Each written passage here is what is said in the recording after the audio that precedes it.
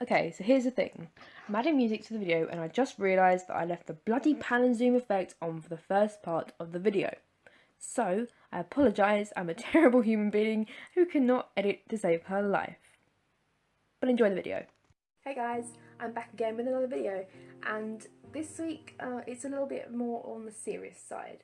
I am obviously a very, very small YouTuber. I barely have 15 subscribers, but I've always found that talking about it helps a lot, and even if it's just to the camera, I know people are going to see it. And I also want to spread a positive message because this story has a lot going on. Like, there was so much going on in my life up until now, and I want to talk about that, and I want to be open about it, and I want to say that it does actually get better. And going through my story, you may think, oh, that's nothing. You may think, wow, that's a lot. You might relate to me on that level. You might have related to some of these things, or even everything, maybe. I don't know, but I really hope it helps. I want to say, before I say anything else, that this video will most definitely have issues about depression, self-harm, bipolar, parental issues, like divorcing and parents leaving, and mental health, and I forgot what else, mental abuse as well. I feel a bit scared, like I always do, but it's good to talk about things, and I've been thinking about it a lot recently, and it's not good for me or anyone to bottle up things so much that I never talk about it. So I just thought I'd talk about it today. I'm going to start off from the day I guess it all started. I will always remember this night like it was yesterday, but I only remember this part because I was about 6 years old, I think 6 or 7. I remember I was put to bed, and then a few hours later my dad comes in and he's like, do you want a bedtime story? And I'm like, okay.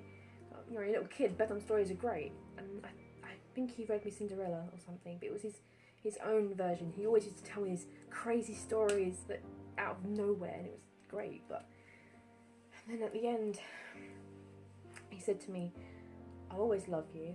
I'll always love you and your brother. Please, please do never forget that. And I just thought, okay, I mean, can I go to sleep?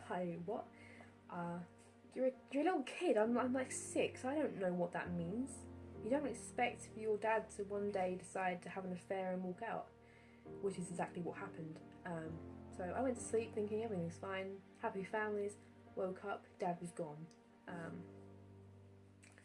And I didn't find out until around 2 years ago, I think it was, that he had had an affair with someone, and that's why he walked out.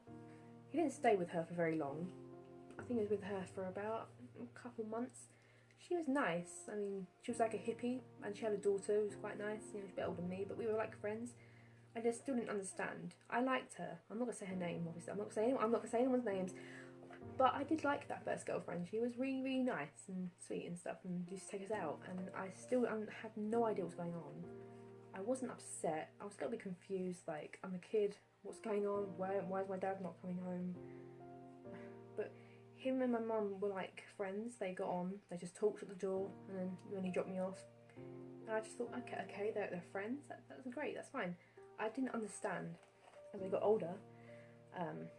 My mum stopped my brother from seeing him, but I refused to stop seeing my dad. I loved him. I wanted to see him, so I was like, I want to see my dad. And she's like, okay. You know, I was growing up. I wanted to see my dad.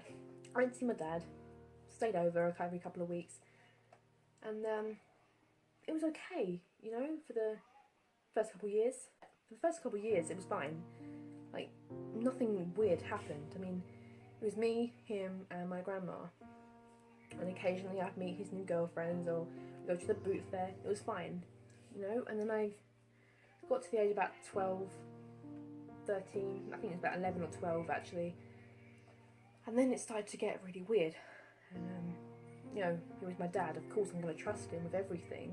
I mean, I'm his daughter, for God's sake. But you don't expect your dad at such a young age to be showing you things, and I don't mean porn or sexual things like that.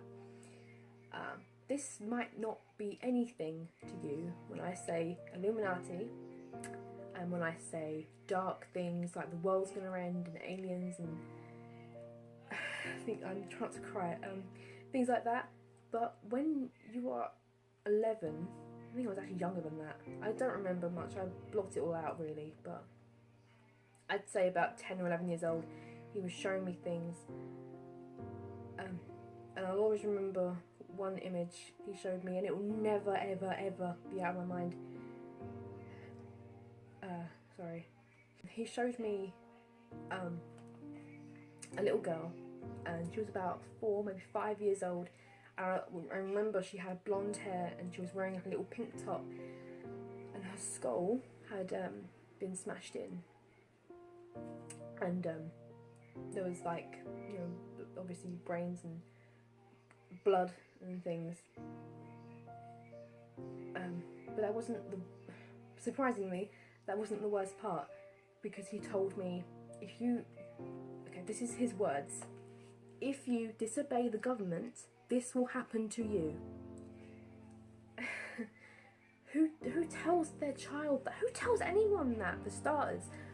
But a 10-year-old girl who is your daughter, who trusts you with her life, and you go and tell her things that you're going to die if you don't obey someone. I didn't even know what the government meant. I was like, who is that? What is that? I didn't understand what that was. Never ever explained that picture. And I will always remember this as well. So I ran from my dad's room into the bathroom, and I just fell into the corner, and I was screaming and crying at him like, I want to go home, I want to go home, I don't want to be here, let me out, I want to go home. And I remember he was standing in the doorway, and he was blocking it, and he wouldn't let me out, and my grandma came running upstairs like, what's going on, why is she screaming? She was, I don't really remember what they were arguing about, obviously to let me go, but I don't remember what she was screaming, like, I don't remember what she was saying. And I remember he was always saying, oh, she's fine, because there's a screaming kid in the corner crying her eyes out, begging to go home. I remember my throat aching, my heart was like this, and I wanted to go home. I was scared, and he wouldn't let me. He wouldn't let me phone my mum, he wouldn't let me go home, and he said, calm down, you don't need to go home, you're safe, it's okay. And I was thinking, alright, I'm safe, this is my dad, I'm home, I'm in my second home, it's fine, I'm okay. It wasn't okay, but of course I was a kid, I had no idea what was going on, I was terrified for my life. And she kept arguing with him, like, please just let her call her mum. He's like, no, it's fine. I was like, no, I was like, I want to stay here, because, you know, I trust him, I wanted to stay with my dad. So she's like, okay. I remember they didn't talk to each other for a couple of days after that, like, they were just ignoring each other completely. I didn't understand what that meant, but he always told me, don't tell your mum any of this. So I was like, oh my god, am I going to upset her? Is she going to be angry at me? So I stayed quiet the entire time. She had no idea. But that wasn't the only time. I'd be downstairs watching TV, and then he'd call me upstairs, like, yeah, come upstairs. So I'd be like, okay, so I'd go upstairs. He'd usually be sitting there playing his guitar or something. I'd be like, what is it? And then he'd show me this video, and he said, this is something about America, and I was like, what? I don't understand what you're all about. And he said, this guy has found coffins, like, in a yard, and they've been made to kill the entire population of America and put them in these coffins. And I was just thinking, okay, and I just turned around and I just left, and I don't know. It was just went like in one ear and out the other. I was confused, so I just went back downstairs and ignored it. But it kept getting worse. But I slowly started to get used to him calling me upstairs and showing me something weird. And he was always like, one of them was this weird, crazy conspiracy theory that where I was living was going to flood like from the ground all the way up to the top of the houses. And he was like, we need to get on a hill, or we're gonna die. We're gonna die in this flood. And I was like, what? I'm gonna die. Oh my god, I'm gonna die. And he's like, no, just don't tell your mum anything. So I was like, okay. Stayed quiet, didn't say nothing. She had no idea. I kept quiet for so many years because I was so scared that she'd be angry at me, or that I wouldn't be able to see my dad anymore. And I was a kid. I don't want to be taken away from my dad. You know what I mean? And he just build it up and up and up and tell me all these crazy things, and I'm like, what are you on about? I don't understand. So he'd sit there and just talk to me about these crazy theories that I started to soak it in, and I started to believe all these things were going on and I was going to die, and oh my god.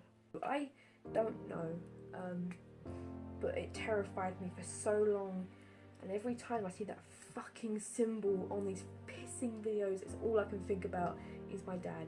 But yeah, he went on about, I don't know if America has these or not, I don't really know. I know the UK has them. They're called jabs, like they're I don't really understand them, like little injections to prevent cancer, or like something, I don't know, something like that. And I got my jabs, obviously. You had to, well, you don't have to, but I got them. It didn't bother me. But he's showing this video of this girl who's apparently dying from these injections. I was like, okay, what's this got to do with me? He's like, well, these are the jabs you're gonna get. And I'm like, what? Okay. So I went to school and I was like, oh, no. But I did it anyway because my friends were like, oh yeah, go do it first, go do it first. So I got my fucking hell. I got my jabs, and I went round his house, like, I think it was like 2 weeks after, and he was like, did you get your injections? I'm like, no, I didn't. I hid in the toilets. Like, I lied to him, and I was like, I felt so bad. I was like, no, I hid in the toilet. I wouldn't let him touch me with a needle. And he's like, good girl, it's okay, it's good, well done. And I was like, okay. You have like no idea how bad I felt. Like, as you're a little kid, you know, when you lie to your parents and you feel, I'm such a horrible person. And I'm like, oh, it's crazy. Fucking hell. I wish it ended there, but it didn't. And I guess it just got worse and worse and worse and worse. And many people, like counsellors, have called this mental abuse, which means he was filling my brain with all these fucking mental things and saying, you are going to die if you do not obey these people. I'm like, who are these people? I don't understand what you're telling me. He was trying to telling me that my head, my skull, was going to be like hit with a baseball bat. Yeah, so it fucked me up. I don't really like saying this because people usually, my friends, they looked at me differently.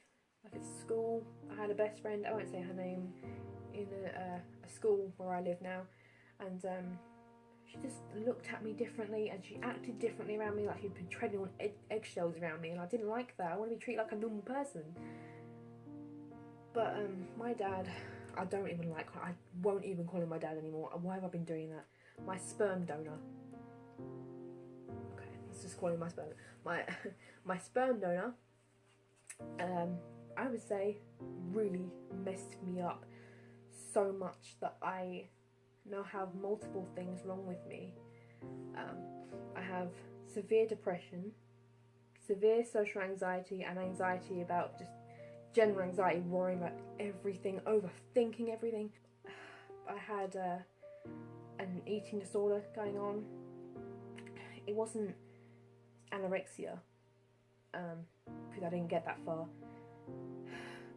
But I just stopped eating completely. I worried about everything. My anxiety was getting on top of me, and it made me think about my weight, and I was like, oh my god, I don't fit in, oh my god, and all that. And I remember a lot of times my dad would call me fat, and he'd relate me to my mum and say she was fat, and say, oh, you're fat just like your mum. And I'm just like, I worried about it. He used to call me a fat lesbian. I worried about it so much. I still do, but not as badly as I did then. I tell you what, in the past 2 years, so much has gone on in just those 2 years. It's crazy. So as well as under eating, I also began self-harming. I remember this day like it was yesterday.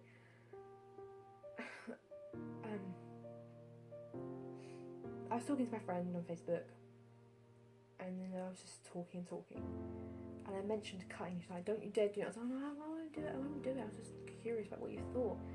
She was like, "Please don't do it." And then she, I was like, "I promise I won't do it." And then she went to bed, went offline. And then it took me a while to get scissors, and I used to cut the blades out. I was so scared. I remember how scared I was. I was shaking with this fucking blade, and I just went like that, and I thought I was gonna have like immediate pain, like oh my god, I can't move my arm pain. But it was like a little, it was just nothing, and I was just like, this is meant to make me feel better. And that's when I got hooked. That is what self-harm does to you. Self-harm releases, I think it's called endorphins, I'm sorry if I'm saying that wrong, that make you feel good, like a runner's high. When you run and suddenly you feel this high, like exercising. When I exercise, I feel a high and I want to keep going and going and going. That is what self-harm does to you. It doesn't have to be cutting, it can be burning, hair pulling, punching, biting, everything. It makes you feel good. And then it goes away so quickly. Like, it felt good for that minute, and then it went. And I was like, that's it. I want more. And that is why people get addicted to self-harming. And I wanted more and more and more and more to make me feel better. So I don't like talking about this, because I purposely try to avoid it, because I always worry that I'm going to say something and someone's going to think I want to start cutting, or I want to cut again. I don't want to do that. I swear I don't want to do that. But I don't want to leave it out. I want to talk about it. I want to get past it, because I'm still not past what I've done. But I began pulling my hair. I remember like hair coming out and punching myself and biting myself and punching walls. I was so angry. I made the mistake at bringing a blade to school, and I quickly did it like in the school bathrooms, like really quick. And I put it back in my pocket and went back to class. And I had these armbands, like, like wristbands, like those thick sweat ones. It was like that, but they went over my thumb and it went all the way up, like with gothic things. But it covered my arm, and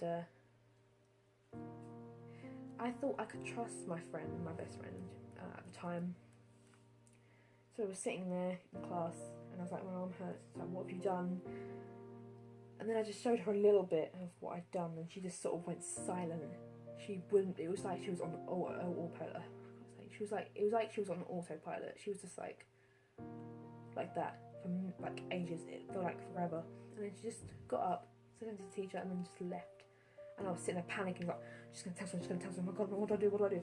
I was just about to leave when the teacher comes in. It's like, can I talk to you a minute? And I was like, so I got up, took my bag, left the classroom, went into their office, and that is when they had to take the blades away from me. And I swear to God, to any self-harmer that has ever cut should know what this feels like. If it's sick to say it and compare it to this, but I swear down, this is what it felt like. It was like I had babies that were being ripped away from me, like they were being taken away. I'd never see them again. They were fucking razor blades, for fuck's sake. But when you cut, you have this attachment to blades. You've got to hide them. You've got to keep them safe. They're like your fucking babies, because you're so addicted to it. And they took them away from me, and I was like, I don't want them taken away from me. I want them back. They come back to me, obviously. Fucking hell. And I had this first aid teacher come in, and she cleaned them up. It was literally only like 4 tiny scratches, but that's not the point. It was the fact that I felt betrayed at the time. Now, of course, I understand why she's done that.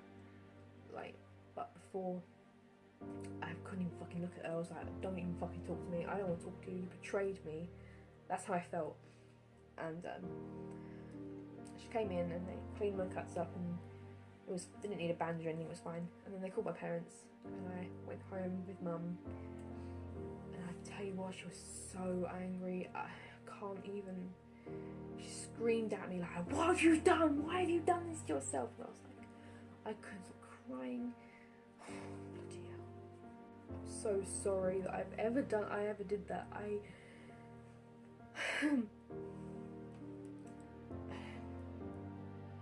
my mum knows, she understands why. I mean, she doesn't like why. Obviously, she fucking would have killed. I swear to God, she almost killed me for it. She was always checking my arms after that, and I wore my armbands when I was like, "Well, if you cut your fucking arms, I'm gonna kill you." And I was like, I haven't, so I had to show her my arms, and I thought, fuck, what the fuck am I gonna do now? So I moved to my thighs, because no one, well, at the time they never checked, but I never thought, no one's gonna touch my thighs, because I'm not gonna let them go near there. So the other thigh, I slashed that. I didn't even give a shit anymore. I just slashed the top of my thigh, like over the cuts, and I tell you what, it hurts like hell. One cut is enough, but two crossed over each other, that really fucking hurts. Sorry, the dog's barking. When you cut over just a fresh cut or even a scab, it kills so much because you're irritating the skin even more. And I just slashed away, didn't give a fucking shit, and I remember how much it bled, and it scared the hell out of me. Like, oh my god, what do I do? What do I do? I can't tell anyone that I've ended up cutting myself. So I'd get a sock, like a really long knee-high sock, and I'd wrap it around my thigh, like really tight, and tie it around and keep it there all night. I swear, I remember how much it hurt. I'll never forget it. I couldn't move after that, and I could feel it throbbing because of how much I'd cut my thighs up. I just lay there like, oh my god, it hurts. Why have I done this? I'd always regret it afterwards. Every single time I regret it, and then I forget about it, and I go back and do it again. That is what addiction is. It was fucking hell. I've been clean from self-harm for about 6 months, maybe more. I don't blame it all on him. I blame it on myself and bullies and stressing myself out. But yeah, mostly him. He's no right to be calling himself my dad. So yeah. My bullying started in year 4. It was just basic bullying and like being pushed around the playground, but it was bullying even so. But it got worse as I moved schools. I think the bullying overall probably went on for about 5 or 6 years. So, yeah. I'd say year 8, I don't know what that is in America. Year 8 was the worst time for me. We went on forever, it felt like. I don't really want to get into much about it because it's very sick what I did and said about myself and things. It's just, I feel like this video is depressing enough as it is already. I don't want to get into too much. If you want me to elaborate on the bullying and how I got past it and things, then just comment and I'll make one. But I don't really want to talk about it right now. Yeah, with all the bullying going on for so long, like continuously, I began to overeat. I just ate and ate because eating made me feel less empty. It filled a hole in my heart where the pain was just, I can't explain it. I began to hoard things. I began like eating more and more and more and more, and I just wanted everything in sight. I wanted all of it. I still look in the mirror from the side, from the front, from the back. I'm like, God, if I look too fat from the side, I will not wear it, or I just won't go out. It's affected me so much. I'll break down sometimes.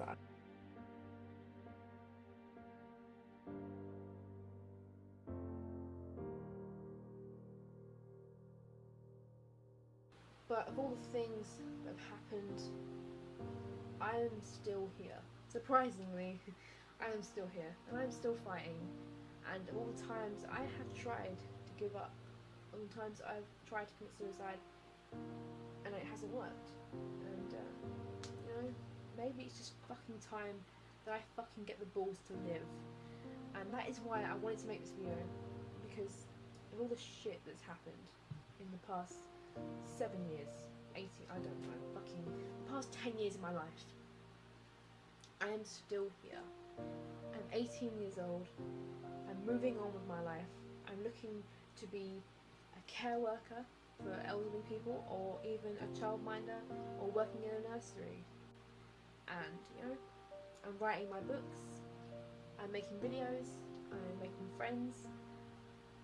I'm a lot happier than what I was 2 years ago, and I am still getting there. You know, it's a long journey to go on. I've been on it for a long time. I'm not going to say it's going to happen, boom, you're happy again. It doesn't work like that. So that is why I wanted to make this video, because I'm not professional. I'm just going by my own experience, and I can say that it is not going to happen overnight. You are not going to immediately feel better. Medication does not work, boom, like that. Counselling does not work, boom, like that. It doesn't work like that. I'm sorry, but it doesn't work like that. I can't help you. I can't make you better.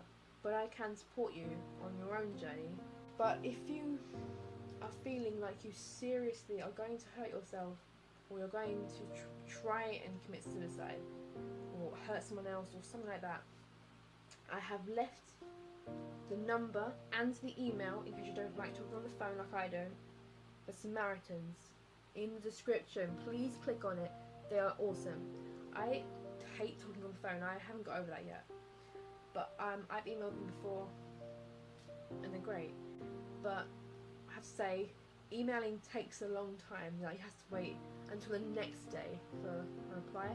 So if you're feeling serious that you're going to do something, tell someone in your home, wherever you are. If you're on your own, tell a neighbour, or call an ambulance.